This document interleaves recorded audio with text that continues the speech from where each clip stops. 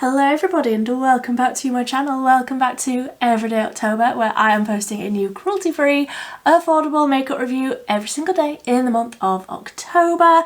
I hope that you're having a fantastic day so far wherever you are in the world, but today I'm getting ready with you today, and I also asked over on my Instagram for some questions to answer.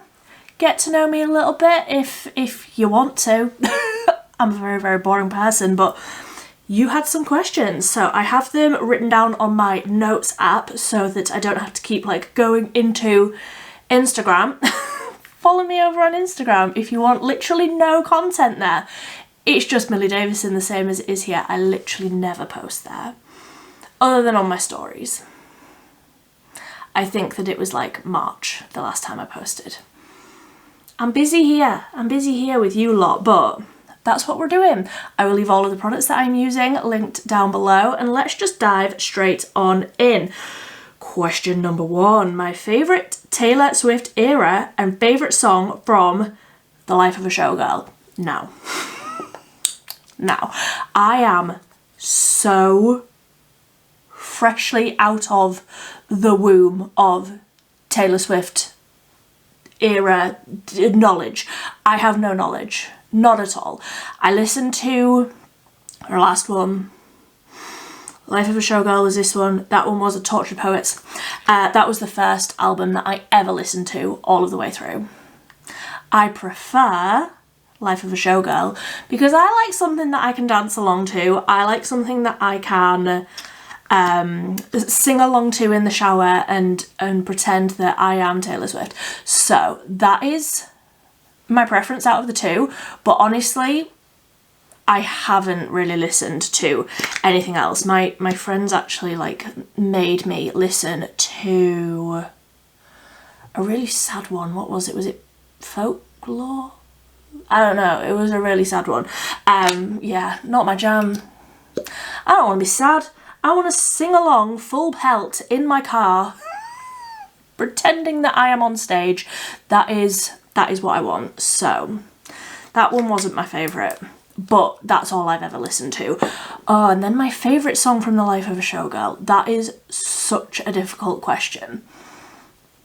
I love all of them. What's your favourite? I would love to know what your favourite is. I love all of them. I sing along to all of them. I love Cancelled. I love Elizabeth Taylor. I love Wood. I love Wishlist. Obviously, like Life of Ophelia and Fate of Ophelia and Life of a Showgirl. They just merged in my head in real time. Yeah, obviously they are great. Oh, Opalite. I really like that as well. Oh, have I just named all of them, honey? Yeah, I've just named every single song there, haven't I? Oh, what would I say was my favourite though? I feel like the one that I sing along to with my chest the most is probably Opalite. I used to dance in lightning strikes, and now the sky is Opalite. Father Figure. I listen to the PG version though. My check is bigger. I don't like the rude words. I'm a nana. Oh, that's such a difficult question. I would probably say Opalite. That's definitely the one that I find myself, just as I am going about my day, that is the one that I find myself like singing along to in the wild. So if you ever see me, not that you ever would, but if you ever see me and I am like humming or singing along in my head to something, it's probably Opalite. That probably is my favourite. But it's difficult to say. I really like all of them. The only one that I don't really love is Ruin the Friendship, and that's only because it's sad. Like, she whispers at his grave. Oh. But it's still a bop, and I still absolutely sing along to it. But it is sad. It is very sad, but I like all of them. Don't make me choose. So, one brand you wouldn't care if they, and they used my favourite, the little sparkle emoji. One brand you wouldn't care if they disappeared. And this was really difficult for me because I'm like, everything that I have in my collection I really love. Like, I'm in the process of doing a declutter at the minute, and honestly I don't know if you're even going to see this until see like the declutters that I've been doing. I don't know if you're going to see them until November now. I filmed a few of them, but it's just been madness here. One brand, Revolution. Like, yes, I love the Revolution Skin Silk, the brow pencil that I used today, which is the Brow Blade Duo.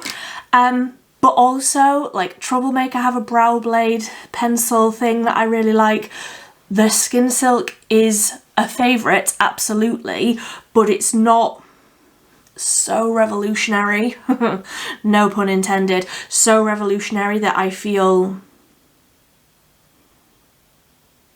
that another brand couldn't just fit straight in there, you know? And honestly, their products this year, like, I did a video, I don't even know when it was it like August time, where I was going over the worst products of the year so far, and I will be doing the worst products of 2025. That will be a December video, and there's just gonna be so much revolution in it. There's just gonna be so much revolution in it because products that they're releasing at the minute are just not good. They're just not great quality. Colour selections seem a little bit weird. That water powder, the aerosol like setting spray, cooling setting spray, loved that, but like it's once every now and again. And I try a lot of it because I always want to believe that it will be good. But if Revolution went out of business now and I couldn't repurchase the Skin Silk and the Skin Silk foundation, and I couldn't repurchase that setting spray, that's fine. I have other foundations that I love. I have other setting sprays that I love. There are other brands that, in my opinion, are irreplaceable. MUA, Troublemaker currently, loving them. Morphe, like there's so many that if they went out of business now, I would actually be sad like that I couldn't repurchase the products. But Revolution would not be one of them. Again, what would you pick? I want to know your answers to all of these as well. So, what would you pick? I think it would have to be Revolution. And then obviously like the other little, you know, like Studio London, if they went out of business. Yeah, it'd be sad. I do have products that I like from them. Whatever. Wet n Wild. Again, there's products that I like. Would I care? Ultimately, no. And then there's other brands that I'm like, if they actually went, I would be really, really sad. But yeah, I don't know if I would miss Revolution all that much. Sorry, Revolution. So somebody asked, tell us more about the puppy. So I don't have a puppy. If you follow me over on Instagram, you will have seen this picture here. My parents got a puppy. My parents have always had dogs. My parents have always had dogs. My husband's family have always had cats. Where I am currently in life, I've got 2 cats. With my husband, of course. We're a cat household currently. I want a dog more than anything, but I have to be realistic. I am out of the house all day, 6 days a week. A lot of the time. So, and my husband is as well. So it just would not be fair for us to get a dog. However, my parents got a dog. This is Lola. She is lovely. She is... Now, when will this video be going up? She'll be about 10, 11 weeks. She is a Cocker Spaniel. She is so sweet. She is currently still getting my poor mother up every single night. She is still weeing and otherwise absolutely everywhere, but she's still fresh. She's still learning. She is lovely. We have always had spaniels in my parents' side of the family. Always had spaniels. We got our first spaniel when I was about 10 or 11. We got Bramble, and she was they call it blue roan, but she was like black and white and all like mixed together. And we've had many over the years, but I think it was around about the start of September we lost our last spaniel, and that was George, and he was just black all over, solid black colour. He was, I think my mum said that he was about 14, so like great life. They have all had fantastic lives, and my mum was on the phone to me like, I just wouldn't get another one again. I don't want to get another one. And then literally like not even a week later she was like, so we're getting another dog. I was like, absolutely, you need another dog. And Lola, she is just lovely. I want to steal her. I want to eat her. She eats me. She's very fussy, but she's really lovely. And yeah, I want her to come live with me, but also I don't think the cats would appreciate that. So I don't know how much of Lola I will be sharing here, because obviously she doesn't live with me. She's not my dog, as much as I will claim her as mine every time I am there. She is not my dog. She is my parents' dog.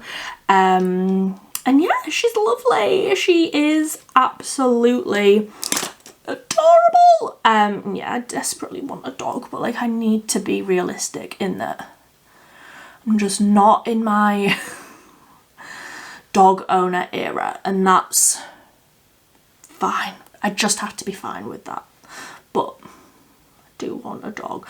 And when we went to meet her, she was like climbing all over my husband, and I was like, are you sure that you don't want to get a dog? Like, look at this dog. He was like, we can't. I know, but it's still like, it's quite different, isn't it, owning a dog versus owning a cat. I could go all day and not see my cats, and they are indoor cats. They just go off and do their own thing.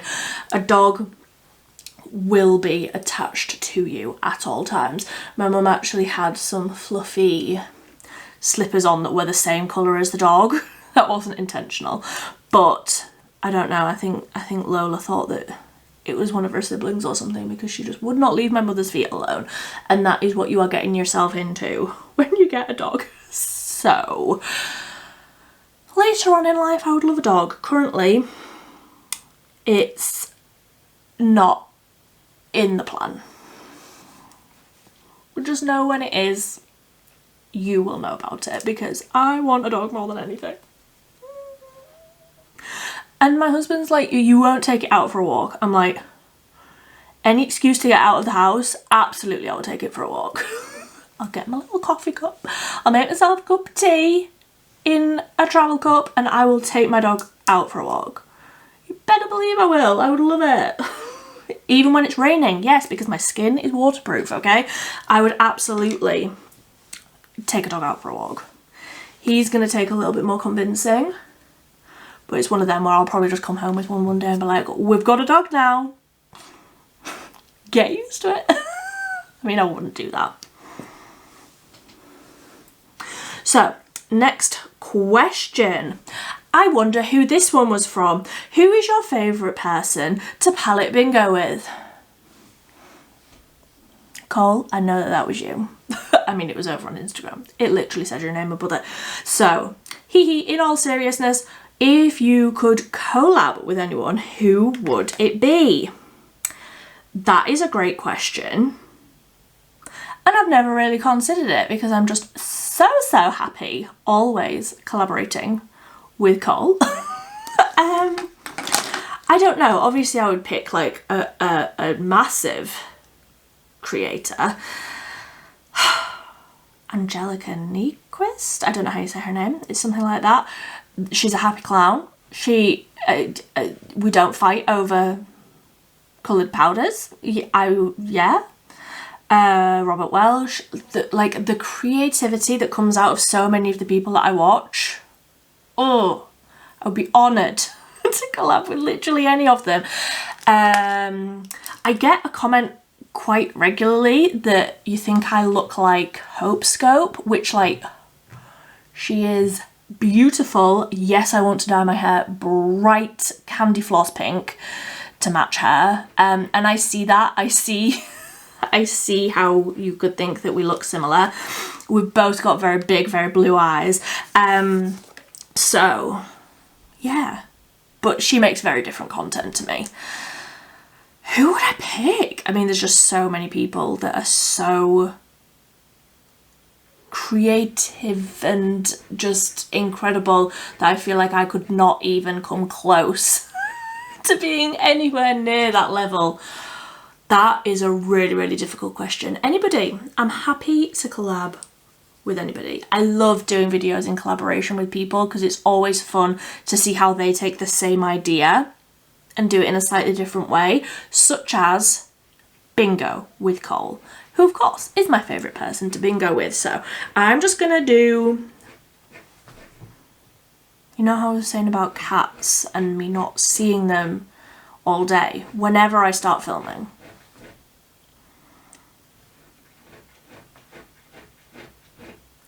You'd think that she'd never been fed. Let me go and deal with that cat. That cat is honestly so funny. So she'll often come and like get me when I'm filming like that by like scratching at the door or sitting outside the door and meowing at the top of her voice. And she'll like take me to her water bowl if her water's empty, or she'll take me to where we keep her food if she's hungry. So I follow her around and I go on then, and she'll take me to wherever it is that the item is that she needs. She's so clever. And I'm not just saying this because I am delusional. She is genuinely so clever. Like, she will tell you exactly what she needs. She just led me to where we keep her CHEWSTICKS.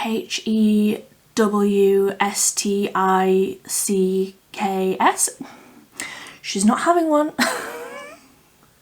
because she's already had one today. Like, we treat her often. She gets like, I won't even say she gets one treat a day. She gets a treat when I feel she has earned it. She's already had one today though, so she is not allowed another. I think that's probably why she led me there, because she was like, I know that they are in here. You have reminded me that they are in here. Woman, give me one. No. But yeah, she is very clever. She's very good at letting me know what it is that she needs. However, I know as the human and ultimately the person that is in charge of her diet and well-being that she does not need another one right at this moment. But yeah, we don't even give her one of those every single day. Like, we keep them in, but when she's had a hard day, she does have hard days. She's a very anxious cat, but she does not need one now, okay? So let's get a smaller brush than that. I don't want to go too dark or smoky or really even very cool toned, but that's my only option with this palette.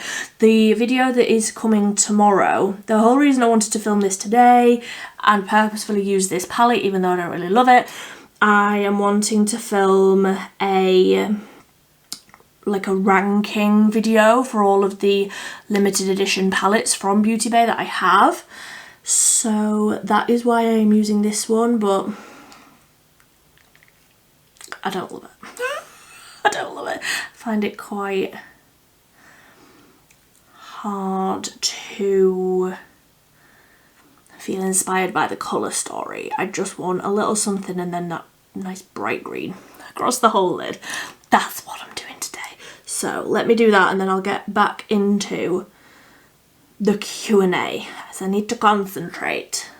I just did a little bit of the Glisten Cosmetics Chroma Flick liquid like multi-chrome liner just to spice this up a little bit because it was just looking very dark and not my favourite. This is in Deep Sea and I really like that liner. So next question, whilst I go in with a bit of mascara. Someone asked, what made you start doing content creation and what is your day job? So firstly, my day job is I work in a cafe. My husband's family have owned for a very long time, have owned a cafe and I work there. I am mostly like on the till, serving people, making drinks. I do on occasion go into the kitchen and do, you know, food and jacket potatoes and all very fun, complex things like that. It's not fancy food, it is just like jacket potatoes and sandwiches. We do a poached egg, we do a very good poached egg, so I've had. So that is what I do for a day job. It is not difficult, but I wouldn't say I enjoy it. I work with my husband, my brother-in-law and his wife, and I did also work with my mother-in-law, but she is no longer there. She doesn't work there anymore, so that was an adjustment.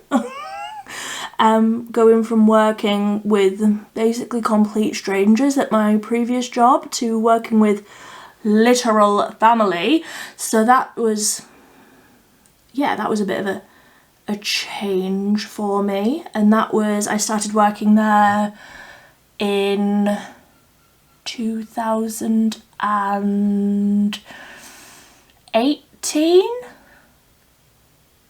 19? I started full time in 2019, but I did start there 1 day a week the year before. So yeah, that's what I do. And I started content creation to get me through lockdown. I started this channel in 2020, May of 2020. So I have been going for 5 years. I took a big old break when I got married in 2021 and I think I came back like the start of 2022, so like pretty much full-time, constantly posting for like 3 years. So that is when I got into it, and yeah, I needed something to get me through lockdown. I'd actually wanted to start a YouTube channel for quite some time. I was very interested in makeup for a number of years. I didn't actually wear makeup when I was younger, really, like when I was a teenager. I am 31, in case you are wondering, so I think I was maybe about 23, 24 when I first like properly started wearing makeup, and like learning how to do it and figuring it all out. But yes, that is why I started content creation, just as something a little bit fun to do. I'd always had quite boring jobs. I used to work retail and that was just so boring. I mean, I would absolutely not recommend. I know a lot of people do, a lot of people love it. Yeah, that was not good fun. Just stood behind a till. I mean, that's pretty similar to what I do now, but yeah, did that for, I was at my previous job for like 7 years. I was there for a very, very long time. Underpaid, underappreciated, but we're not going to get into that. So Next question. Where do you see your YouTube channel in 1 year? That is such a wide question, because my channel could just pop off and I could be full-time doing this within a year. Or it could carry on sort of on the trajectory that it is, where it's a nice little side hustle, not making me a great deal of money, but making me a little bit of money. And it could just sort of, it's at the stage where it sort of sustains itself now. Like, I'm earning enough, maybe not this month because I bought a lot this month, but it's making enough to pretty much some of the time, some of the months, it covers the amount of products that I buy. But it's so hard to tell. I would love for my YouTube channel to get to the point where I can maybe cut back the days that I work and that it would sustain itself sort of part-time. I would love that. Some weeks I work 6 days a week at my real life job. And that's, like I say, it's not a difficult job, but it's just time. It's just a lot of time. A lot of the time I am working 5 days a week, and it is quite a way away. Why am I trying to do this whilst I do lip liner? It's geographically quite a distance from where I live. So my day starts at like, leave the house at about 8, and sometimes I don't get back until like 6. So it's, again, it's not hard work and it's not even necessarily long hours. But if this could get to a point where I was able to drop a day, or, you know, get another part-time job where I was doing more hours, here's what my ideal situation would be. I would absolutely love to work for like Lidl or something and work 12-hour days, 3 days a week. I would love that. That would be my ideal situation, truly, because then that would give me 4 whole days. That would be double the amount of days that I could do this. So then I would be able to post 5, 6, 7 days a week regularly, and I would just love that, because obviously this is what I love. This is fun. This is relaxing to me a lot of the time. Some of the time it's not. I have a lot of fun here. And obviously I would love to not have to work, to not ever have to be out of my pyjama bottoms. I would love that. But realistically, is that ever going to happen? I don't know. I don't know, I'd love it. But who knows? Who knows? Yeah, I'd love it if in a year, ooh, let's set a prediction now. For the end of Everyday October 2026, how many subscribers do I think I could have by then? 7,500 maybe? I feel like that's reasonable. I'm at like 4.5 now, I think. I could do that. I feel like I already regret saying that. Maybe 7, maybe 6. Oh, I don't know. Honestly, I don't know. It's such a, like, it's so much out of my hands, because it's what the advertisers pay to put an advert at the start of my video, and that changes literally every single day. And you can sort of predict it a little bit, like January is always rubbish. January and February, always rubbish. That's why so many people do sort of Vidmas and Vlogmas and stuff and get things up in December, because advertisers pay through the nose in December. So that then sustains you throughout the first bit of the next year. That's why people do it. But also, I quite like sort of getting into spring in January and February. So I don't know. It's very, very difficult to predict. It's very difficult to say where I will be in a year, where my channel will be in a year. Who knows? Hopefully still here, hopefully still enjoying it, hopefully still going out of my mind every single October. And hopefully you will still be enjoying it in a year. Let's wait and see. So, that, I do believe, was all of the questions. Let me just refresh Instagram one last time.